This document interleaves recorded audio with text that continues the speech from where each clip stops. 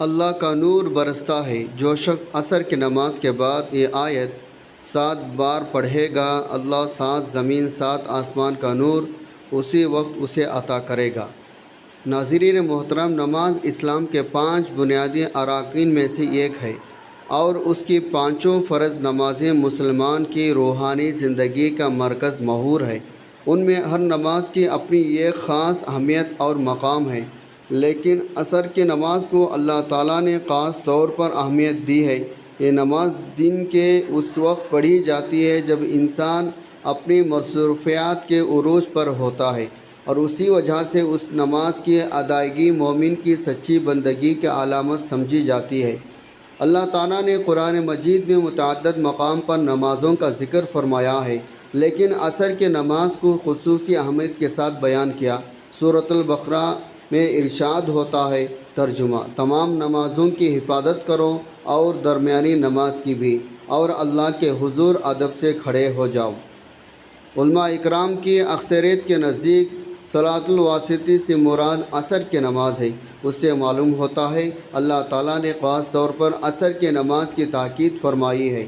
ناظرین محترم، ہمارا آج کا وظیفہ بھی عصر کی نماز کے بعد ایک بہت ہی پیاری آیت پڑھنے کا وظیفہ ہے، جسے اگر صرف 7 مرتبہ پڑھا جائے، 7 زمین اور 7 آسمانوں کا نور اسی وقت اللہ تعالیٰ اسے عطا کر دے گا۔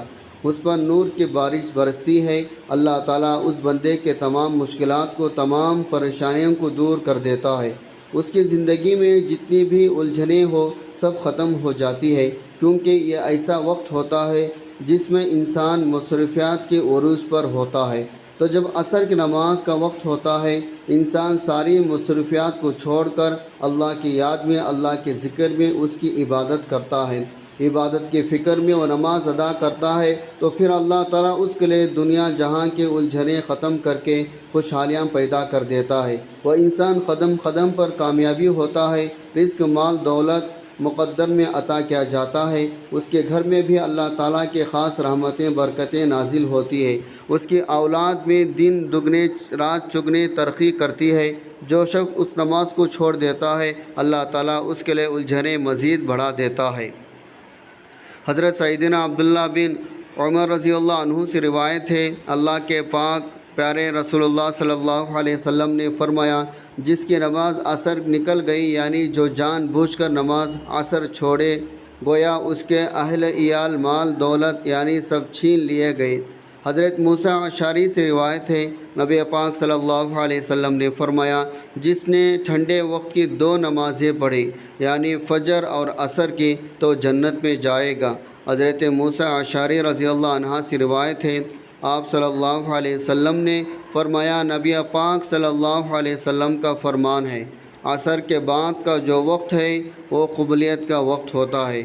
اس وقت میں اللہ پاک سے اگر کچھ بھی سچے دل سے مانگا جائے تو فوراً مل جاتا ہے۔ رسول اللہ صلی اللہ علیہ وسلم نے فرمایا، جو شخص عصر کی نماز چھوڑ دے، گویا اس کا سارا عمل برباد ہو گیا۔ یہ حدیث اس بات کی طرف اشارہ کرتی ہے، عصر کی نماز نہ پڑھنے سے انسان کے تمام نیک اعمال بھی برباد ہو سکتے ہیں۔ یہ کتنی بڑی محرومی ہے۔ حضرت ابو ہریرہ رضی اللہ عنہ روایت کرتے ہیں، نبی پاک صلی اللہ علیہ وسلم نے فرمایا، تمہارے پاس دن اور رات کے فرشتے آتے ہیں اور وہ فجر اور عصر کی نماز میں جمع ہوتے ہیں۔ اس حدیث سے معلوم ہوتا ہے، فجر اور عصر کی نماز کے وقت فرشتے حاضر ہو کر انسان کے اعمال کا مشاہدہ کرتے ہیں اور اللہ تعالیٰ کے حضور گواہی دیتے ہیں۔ رسول اللہ صلی اللہ علیہ وسلم نے فرمایا، جو شخص نماز عصر سے پہلے مر گیا وہ جنت میں داخل ہوگا، یعنی جو عصر کی نماز کی پابندی کے ساتھ زندگی گزارتا ہے، اس کے بعد دنیا سے رخصت ہوتا ہے، اس کے لیے جنت کی بشارت ہے۔ عصر کی نماز انسان کو دنیا کی مصروفیات سے نکال کر اللہ کی یاد میں لے آتی ہے۔ دن کے اس وقت جب کاروبار، تجارت، ملازمت، دیگر دنیاوی امور میں انسان مشغول ہوتا ہے، اس وقت نماز کا ادا کرنا بندے کے اللہ کے ساتھ تعلق کی گہرائی کو ظاہر کرتا ہے۔ دن کی تھکن کے بعد عصر کی نماز پڑھنا بندے کی قوت ارادہ کو مضبوط کرتا ہے۔ یہ نماز انسان کو سست اور غفلت سے نکال کر اللہ کی بندگی کی طرف لے جاتی ہے۔ جب مسلمان عصر کی نماز با جماعت مسجد میں ادا کرتے ہیں تو یہ مسلمانوں میں اتحاد، بھائی چارہ، محبت کی فروغ دیتی ہے۔ اسلام میں جس عمل کی تاکید ہو اس کو چھوڑنے پر سخت وعید بھی آتی ہے۔ عصر کی نماز چھوڑنے والے کے بارے میں حدیث میں آیا ہے، جو شخص عصر کی نماز چھوڑ دے گویا اس کا سب کچھ برباد ہو گیا۔ یہ حدیث ایک خطرناک تنبیہ ہے۔ عصر کی نماز نہ پڑھنے سے انسان دنیا آخرت دونوں میں نقصان اٹھا سکتا ہے۔ آج کے دور میں جب دنیاوی مصروفیات، کاروباری دباؤ، سوشل میڈیا انسان کو غفلت میں مبتلا کر چکے ہیں، ایسے میں عصر کی نماز ایک نعمت کم نہیں۔ یہ نماز ہمیں یاد دلاتی ہے دنیا کی دوڑ میں اللہ کی یاد کو نہ بھولیں۔ یہ نماز ہماری روح کو سکون، دل کو اطمینان، زندگی کو برکت عطا کرتی ہے۔ محترم ناظرین، اگر آپ چاہتے ہیں آپ کے گھر میں اللہ کے رحمتیں برکتیں آئے، آپ کے گھر میں اللہ تعالیٰ کا نور برسے، آپ کے گھر میں فرشتے آئیں، تو آپ یہ آیت لازمی پڑھیں۔ حضرت عبداللہ بن عباس رضی اللہ عنہ سے روایت ہے، حضور صلی اللہ علیہ وسلم نے فرمایا، تم میں سے جو شخص پوری رات عبادت کرنے کی مشقت سے عاجز ہے، دولت خرچ کرنے میں بخیل ہے اور دشمن کے ساتھ جہاد کرنے میں بزدل ہے، تو اسے زیادہ سے زیادہ اللہ تعالیٰ کا ذکر کرنا چاہیے۔ حضرت ابو درداء رضی اللہ عنہ روایت ہے، نبی پاک صلی اللہ علیہ وسلم نے فرمایا، کیا میں تمہیں تمہارے اعمال میں سب سے اچھا عمل نہ بتاؤں جو تمہارے اللہ کے ہاں بہتر اور پاکیزہ ہے، تمہارے درجات میں سب سے بلند ہے، تمہارے سونے اور چاندی کے خیرات سے بھی زیادہ افضل ہے، اور تمہارے دشمن کا سامنا کرنے یعنی جہاد سے بھی بہتر ہو؟ صحابہ اکرام رضی اللہ عنہ سے عرض کیا، کیوں نہیں؟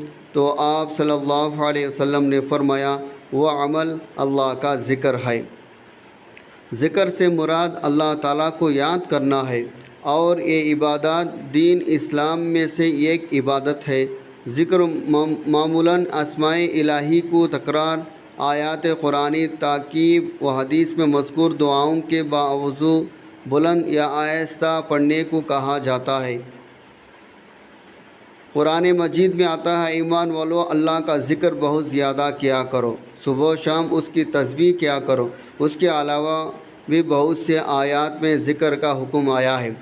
حضرت ابو ہریرہ رضی اللہ عنہ سے مروی ہے، رسول اللہ صلی اللہ علیہ وسلم نے فرمایا، حق تعالیٰ کا فرمان ہے، میں بندے کے ساتھ وہی معاملہ کرتا ہوں جیسا کہ وہ میرے ساتھ گمان کرتا ہے، اور جب وہ مجھے یاد کرتا ہے تو میں اس کے ساتھ ہوتا ہوں، پس اگر وہ مجھے اپنے دل میں یاد کرتا ہے تو میں بھی اس کو اپنے دل میں یاد کرتا ہوں، اگر وہ میرا مجمع میں ذکر کرتا ہے تو میں اس مجمع سے بہتر یعنی فرشتوں کے مجمع میں تذکرہ کرتا ہوں، اگر بندہ میرے طرف ایک بالش متوجہ ہوتا ہے تو میں ایک ہاتھ اس کے طرف متوجہ ہوتا ہوں، اگر وہ ایک ہاتھ بڑھاتا ہے تو میں دو ہاتھ بڑھاتا ہوں، اگر وہ میرے طرف چل کر آتا ہے میں اس کے طرف دوڑ کر جاتا ہوں۔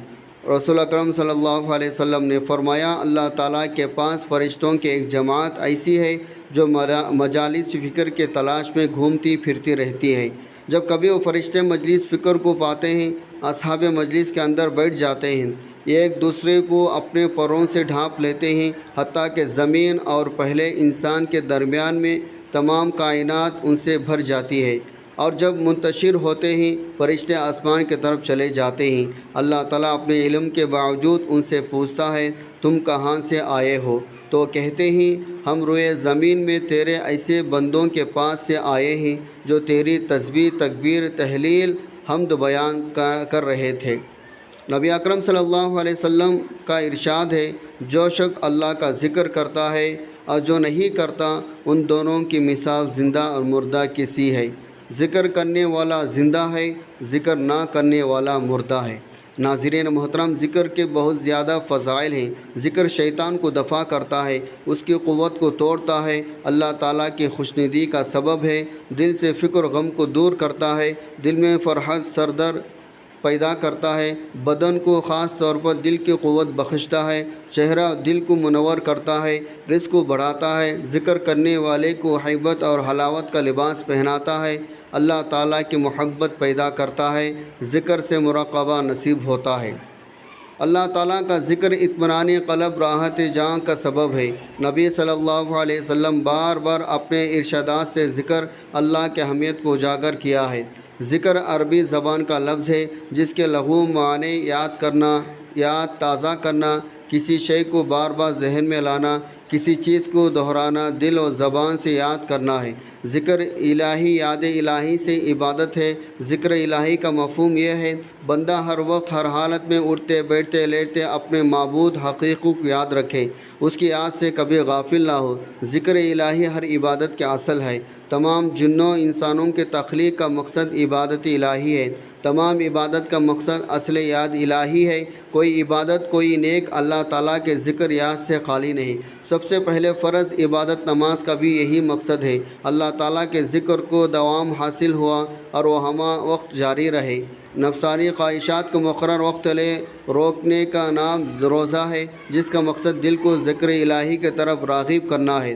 روزہ نفس انسانی میں پاکیزگی پیدا کرتا ہے، دل کے زمین کو ہموار کرتا ہے تاکہ اس میں یاد الہی کا ہی ظہور ہو۔ قرآن حکیم پڑھنا افضل ہے کیونکہ اللہ تعالیٰ کا کلام ہے، سارے کام سارا اسی کے ذکر سے بھرا ہوا ہے۔ اس کی تلاوت اللہ تعالیٰ کے ذکر کو تر و تازہ رکھتی ہے۔ معلوم ہوا تمام عبادت کا اصل ذکر الہی ہے۔ ہر عبادت کسی نہ کسی صورت میں یاد الہی کا ذریعہ ہے۔ مرد مومن کی پہچان ہے، وہ جب بھی کوئی نیک عمل کرے تو اس کا مطیع نظر، نصیب العین فقط رضا الہی کا اصول ہو۔ یوں ذکر الہی رضا الہی کا زینہ قرار پاتا ہے۔ اس اہمیت کے پیش نظر قرآن سنت میں جا بجا ذکر الہی کی تاکید کی گئی۔ کثرت ذکر محبت الہی کا اولین تقاضا ہے۔ انسانی فطرت ہے، وہ اس چیز کو ہمیشہ یاد کرتا ہے جس کے ساتھ اس کا لگاؤ حد تک گہرا تعلق ہو، وہ کسی صورت میں بھی اسے بھلانے کے لیے تیار نہیں ہوتا۔ حضرت ثابت بنانی رحمۃ اللہ علیہ کا فرمان ہے، میں جانتا ہوں میرا رب مجھے کب یاد کرتا ہے۔ لوگ پریشان ہو گئے، پوچھا آپ یہ کس طرح جان لیتے ہیں؟ فرمایا جب میں اس کو یاد کرتا ہوں وہ مجھے یاد فرماتا ہے، کیونکہ اللہ پاک نے خود قرآن پاک میں ارشاد فرمایا، ارشاد باری تعالی ہے، پھر جب نماز سے فارغ ہو جاؤ اللہ کو کھڑے اور بیٹھے لیٹے ہونے کی حالت میں یاد کرو، یعنی کسی حال میں بھی اس کی یاد، اس کے ذکر سے غافل نہ ہو۔ پھر جب مطمئن ہو جاؤ تو حسب دستور نماز قائم کرو۔ حضرت ابن عباس کا ارشاد ہے، اس سے مراد یہ ہے دن رات، خشکی تری، سفر حضر، فقر قناعت، صحت مرض، ظاہری باطن، ہر حال میں اللہ پاک کا ذکر کرتے رہو۔ ارشاد باری تعالیٰ ہے، اے ایمان والو اللہ کو بہت یاد کرو، صبح و شام اس کی پاکی بولو۔ تو کیا وہ جس کا سینہ اللہ نے اسلام کے لیے کھول دیا تو وہ اپنے رب کے طرف سے نور پر ہے، اس جیسا ہو جائے گا؟ جو سکندل تو خرابی ہے، تو جن کے دل یاد خدائی کے طرف سخت ہو گئے ہیں، اور جو اپنے رب کی یاد سے منہ پھیرے وہ اسے چھڑتے عذاب میں ڈالے گا۔ جس نے میری یاد سے منہ پھیرا تو بے شک اس کے لیے تنگ زندگی گانی ہے، ہم اسے قیامت کے دن آندھا اٹھائیں گے۔ اے ایمان والو تمہارے مال نہ تمہارے اولاد کوئی چیز تمہیں اللہ کے ذکر سے غافل نہ کرے، جو ایسا کرے گا تو وہی لوگ نقصان میں ہیں۔ تو ناظرین محترم، وقت کی نزاکت کو مد نظر رکھتے ہوئے چلتے ہیں آج کے عمل کے جاری۔ آپ نے کون سی آیت ہے جس کے بارے میں نبی پاک صلی اللہ علیہ وسلم نے فرمایا جس نے عصر کے وقت اور یہ آیت 7 مرتبہ پڑھتا ہے تو اسے 7 زمینوں 7 آسمانوں کا نور اسی وقت اللہ پاک عطا فرمائے گا۔ اس آیت کو پڑھ کر جو بھی دعا مانگے گا وہ دعا اسی وقت قبول ہوگی، جو بھی پریشانی ہوگی فوراً ختم ہو جائے گی۔ ناظرین محترم، قرآن کریم اللہ تعالیٰ کا کلام ہے جو ہدایت، رحمت، شفا اور نور ہے۔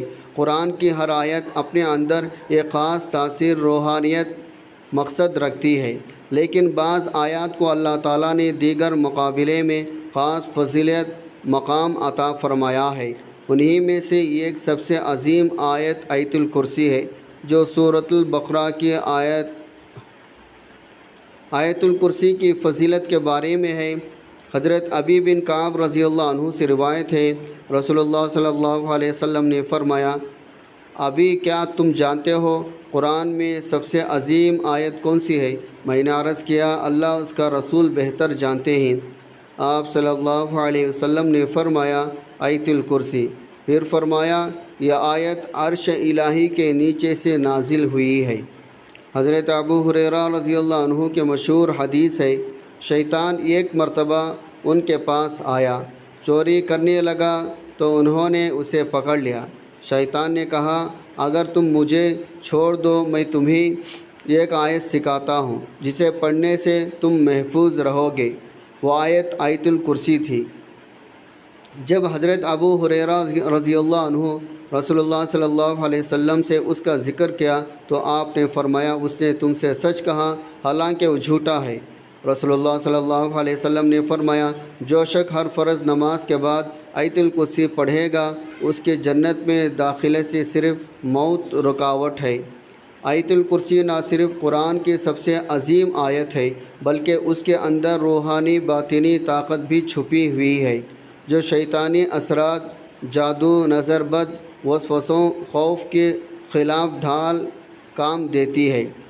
تو ناظرین، چلتے ہیں وظیفے کی جانب۔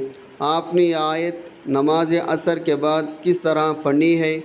جب آپ نماز عصر ادا کر لیں، نماز عصر ادا کرنے کے بعد اسی جگہ بیٹھے بیٹھے آپ نے سب سے پہلے نبی پاک صلی اللہ علیہ وسلم کے ذات اقدس پر درود پاک کا نذرانہ پیش کرنا ہے۔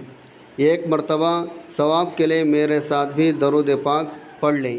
اللہم صلی علی محمد وعلی آل محمد کما صلیت علی ابراہیم وعلی آل ابراہیم انک حمید مجید۔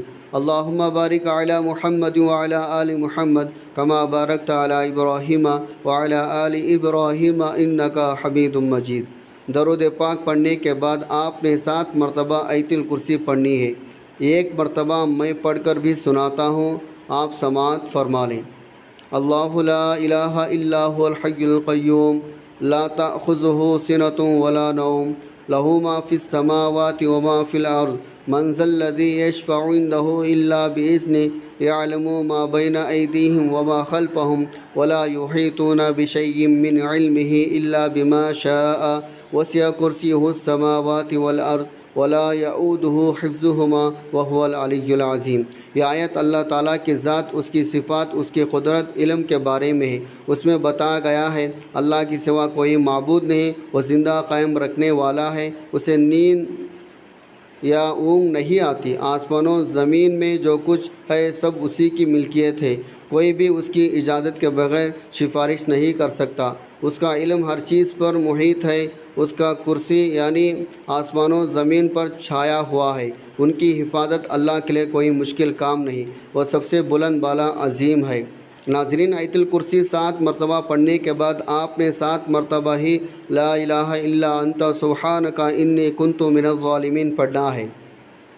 اس کے بعد آخر میں اتنا ہی درود پاک پڑھنا ہے جتنا آپ نے وظیفے کے شروع کرنے سے پہلے پڑھا تھا۔ آیت الکرسی کے حوالے سے حضرت پاک صلی اللہ علیہ وسلم نے عرض کیا، یا رسول اللہ، یا ایسی چیز بتائیں جس سے نفع ہو۔ آپ نے فرمایا، آیت الکرسی پڑھا کرو، کیونکہ آیت الکرسی پڑھنے سے انسان کے اولاد بھی اللہ تعالیٰ کی نگاہ میں رہتی ہے، اس کے گھر پر، یہاں تک کہ ہمسائے ان کے گھر بھی اللہ کی حفاظت میں ہوں گے۔ ایک شخص نے عرض کیا، یا رسول اللہ صلی اللہ علیہ وسلم، میرے گھر میں خیر و برکت نہیں، رزق کی تنگی ہے، یا نہیں گھر میں غربت ہے، فقر و فقہ ہے۔ آپ صلی اللہ علیہ وسلم نے فرمایا، تم آیت الکرسی کیوں نہیں پڑھتے؟ آیت الکرسی عصر کے نماز کے بعد 7 مرتبہ لازمی پڑھیں۔ 7 زمینوں 7 آسمانوں کا نور اللہ پاک آپ کو عطا فرمائیں گے، دنیا کے ہر چیز آپ کو عطا فرمائیں گے۔ ناظرین، جواب یا عمل کر لیں۔ اس کے بعد آپ نے اللہ تعالیٰ سے دعا کرنی ہے۔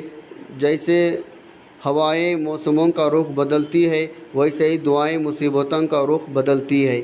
اللہ ہمیں دعائیں لینے والا اور دینے والا بنا دے۔ مسکراہٹ زمین پر تاروں کی طرح بکھرے، دعائیں بارشوں کی طرح ملیں گے۔ اللہ تعالیٰ ہم سب کو دعائیں، توبہ، شکر کی توفیق عطا فرمائے اور قبولیت بخشے اور نعمت سے محروم نہ کرے۔ اللہ تعالی ہم سب کو آسانیاں عطا فرمائے اور آسانیاں، محبتیں، خوشیاں تقسیم کرنے کی توفیق عطا فرمائے، آمین۔ دعا ہے اللہ تعالی میرا سنانا، آپ کا سننا اپنے بارگاہ میں قبول منظور فرمائے، آمین۔ ناظرین، اپنے رزق میں برکت، وسعت اور کشادگی کے لیے اللہ تعالیٰ کے 99 ناموں میں سے ایک نام ضرور شیئر کریں۔ اللہ تعالیٰ ہم سب کا حامی و ناصر و آمین۔